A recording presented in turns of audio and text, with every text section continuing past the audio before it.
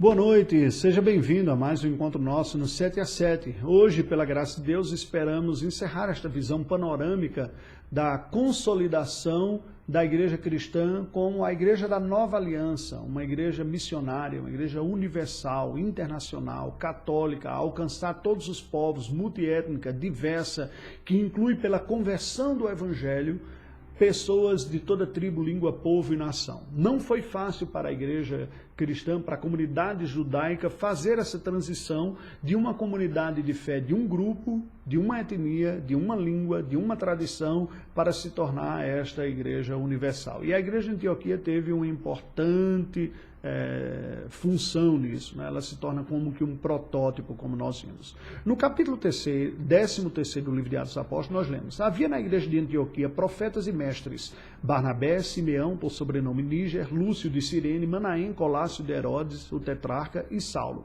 A Bíblia nos descreve já neste versículo esta maturidade da igreja de Antioquia como uma igreja cristã, uma igreja multiétnica, uma igreja sem hierarquia étnica, cultural ou linguística.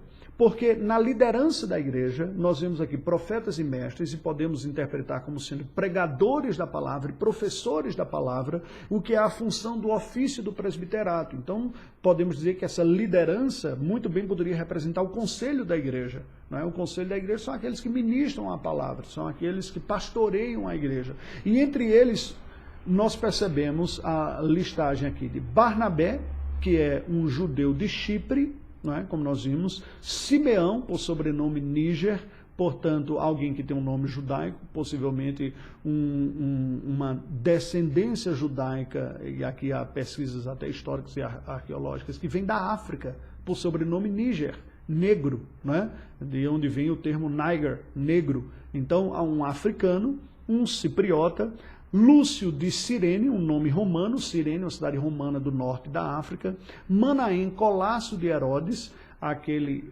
rei dos judeus de origem helenista, o que foi seu irmão de leite, alguém que foi criado como irmão, o tetrarca, né? E Saulo, um judeu da região do que hoje é a Turquia. Não é?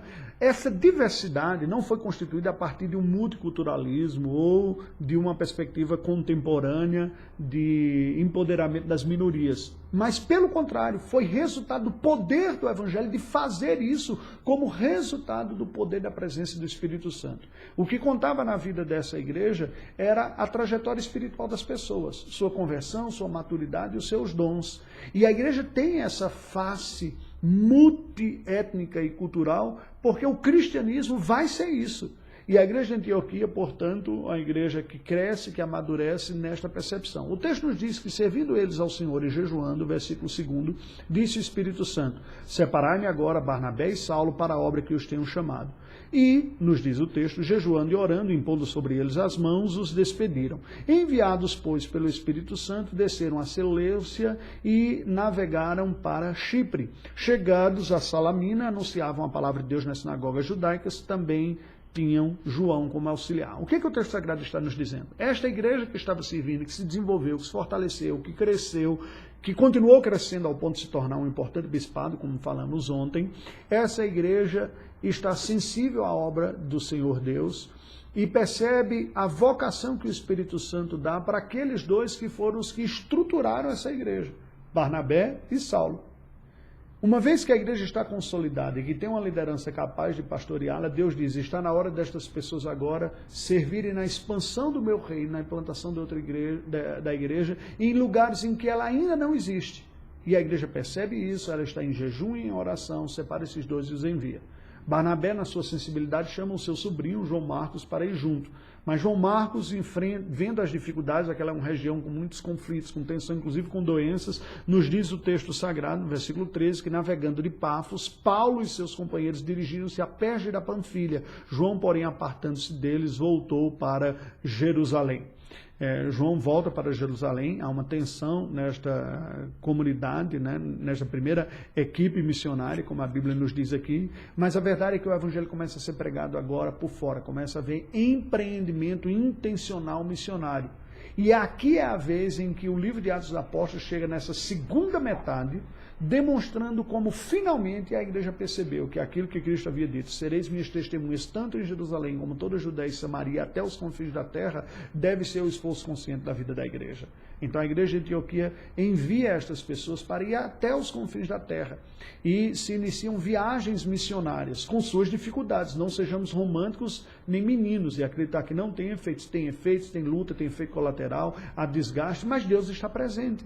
Deus abençoou de tal maneira que quando tem um concílio de Jerusalém, Atos capítulo 15, como é que a gente vai fazer com a entrada dos gentios? Os relatos da conversão dos gentios, dado por Pedro, por Barnabé e Paulo, e por fim um relato teológico de Matias, mostrando que o que Deus está fazendo é restaurando o tabernáculo caído de Davi, ou seja, tornando o seu tabernáculo, a sua presença entre os homens, muito mais gloriosa e ampla do que já foi em qualquer momento do passado, pela conversão dos gentios, pela implantação de igrejas pelo mundo afora.